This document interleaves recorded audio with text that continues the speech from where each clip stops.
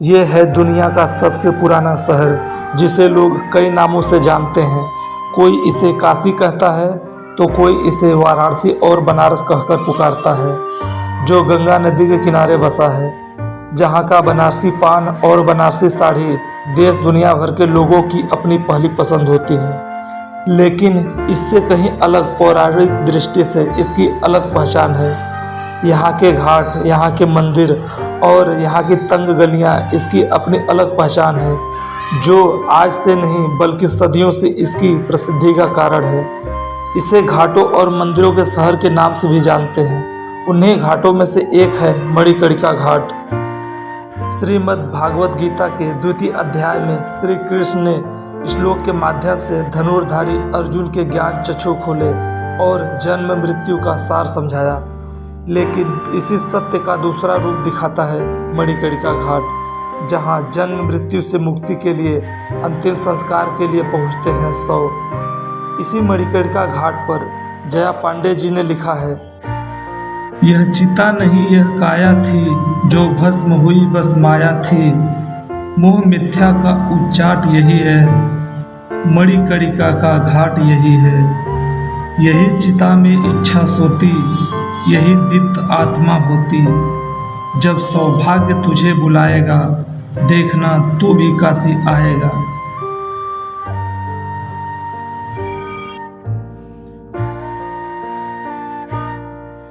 मणिकर्णिका घाट पर आने से राजा और रंग एक जैसे लगने लगते हैं। यहाँ सारे रिश्ते नाते बेगाने से लगने लगते हैं। 84 घाटों में से सबसे चर्चित घाट है मणिकर्णिका घाट।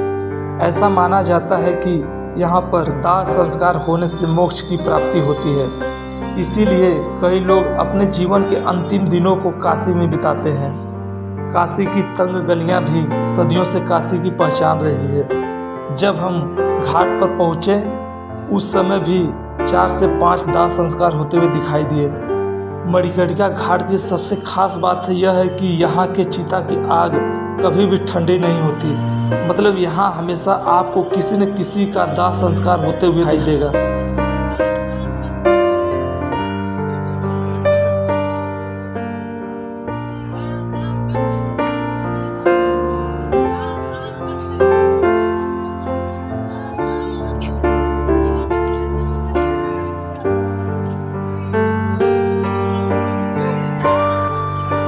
यहाँ रोजाना लगभग 250 से 300 शवों का दाह संस्कार किया जाता है। मणिकर्णिका का एक नया नाम महाश्मशान भी है।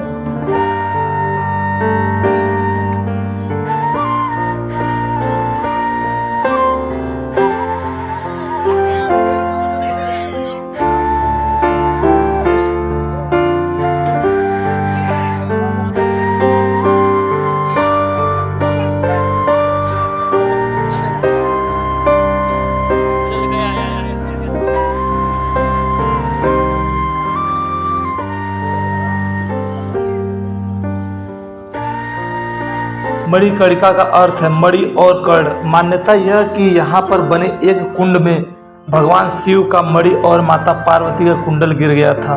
इस घटना के बाद से इस कुंड को मणिकर्णिका कुंड कहा जाने लगा। मणिकर्णिका कुंड को ऐसा माना जाता है कि इसका उद्गम गंगा जी से पहले हुआ था।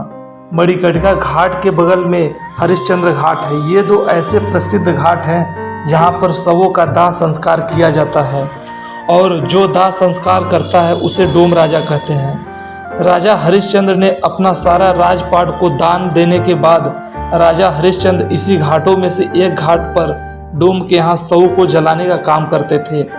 एक दिन उनके पुत्र की सर्पदंश से मृत्यु हो जाती है, तो उनकी पत्नी उसे लेकर उसी घाट पर पहुँचती है। फिर हरिश्चंद्र ने अपने पत्नी से साड़ी का एक हिस्सा कर के रूप में लिए थे। आज उसी घाट को हरिश्चंद्र घाट के नाम से जाना जाता है, और उसी परंपरा को आगे बढ़ाते हुए आज भी उसी कर के रूप में कुछ न कुछ दाह संस्कार के लिए लिया जाता है। इसी मणिकर्णिका घाट पर चैत्र नवरात्र यानी अप्रैल के महीने में रात में शमशान में नृत्य होता है। एक तरफ दाह संस्कार किया जाता है और दूसरी तरफ नृत्य होता है, जिसमें कोई आम महिला नहीं बल्कि नगर की नगर वधू भाग लेती हैं और अपने पैरों में घुंघरू बांध कर रात भर नृत्य करती हैं। रेणु रैना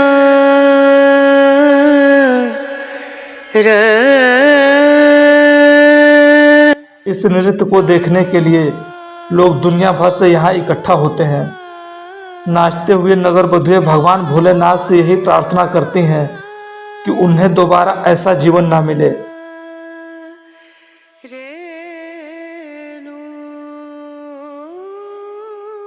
ऐसा माना जाता है कि इस परंपरा की शुरुआत अकबर के समय में आमेर के राजा सवाई मान सिंह ने की थी।